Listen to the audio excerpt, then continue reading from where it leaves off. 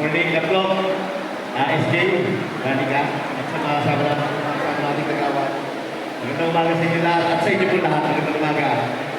Marami nagtatanong regarding sa PUP. Medyo maraming hindi nakapasa na estudyante. Yung pala, katotohanan doon, 5,000 overall ang nag-exam.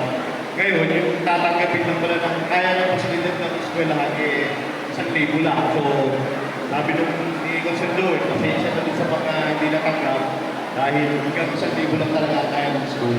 Ngayon, pwede naman daw mag-apply sa ibang paaralan at pwede naman mag-apply sa Santa Rosa, kay Mayor, sa tulong ni Kaptapo, at din sa ABC, at pwede makakuha na ng scholar.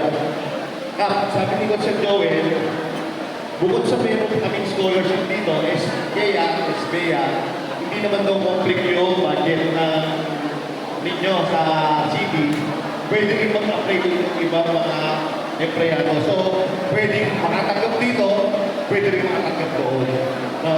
Hindi na lang tayo, lapit na lang tayo kay Kapitan, regarding sa bagay na yan, ESK yung SBEA at sa bayan yung scholarship naman sa city.